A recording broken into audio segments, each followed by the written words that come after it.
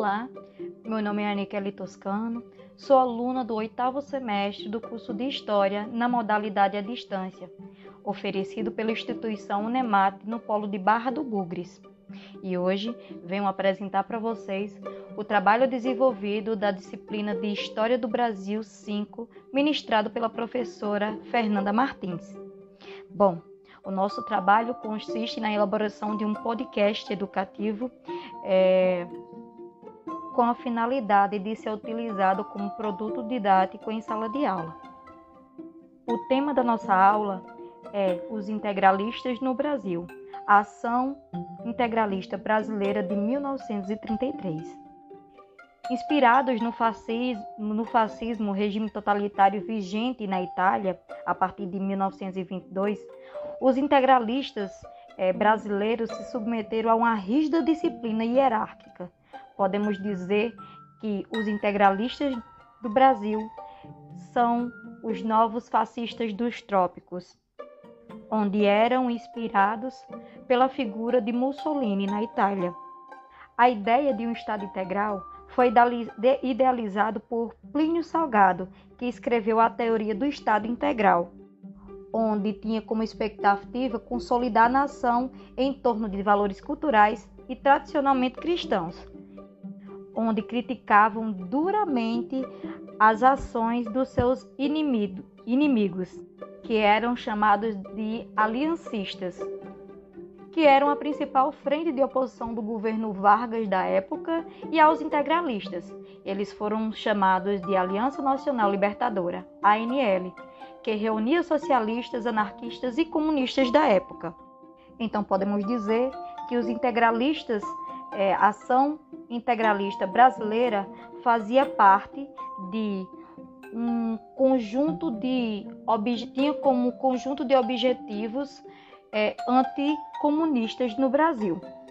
Então, a partir disso, podemos afirmar que os integralistas eram de direita no país. Os integralistas tinham uma postura completamente conservadora. Eles se vestiam com gravata, camisas de manga, de cor verde, por isso foram apelidados por seus inimigos políticos como galinhas verdes. Tinham como saudação uma palavra chamada Anauê, que é uma palavra tupi-guarani, que significa você é meu parente. E tinham como lema principal Deus, Pátria e Família, o que nos remete muito à campanha de 2018 vivida no país, onde elegeu a figura do atual presidente Jair Bolsonaro. Os integralistas eram muito convencionais, e eles buscavam um Estado integral, como a própria palavra diz, integralistas. Mas há uma pequena diferença entre o integralismo nos trópicos e o integralismo que ocorreu na Europa, com o governo fascista de Adolf Hitler, por exemplo, que visava um Estado integral, uma nação integral de uma raça soberana. No Brasil, era quase que impossível isso acontecer, visto o fato de nós sermos um país completamente miscigenado. Então, os integralistas brasileiros, eles buscaram, por meio de convenções sociais, para que nos tornemos um país integral, como as vestimentas, a tradicionalidade cristã, os valores culturais, entre outras características que nos enquadrasse em um Estado integral, Os integralistas também tinham um hino próprio, seu símbolo e a sua saudação, como já foi mencionado.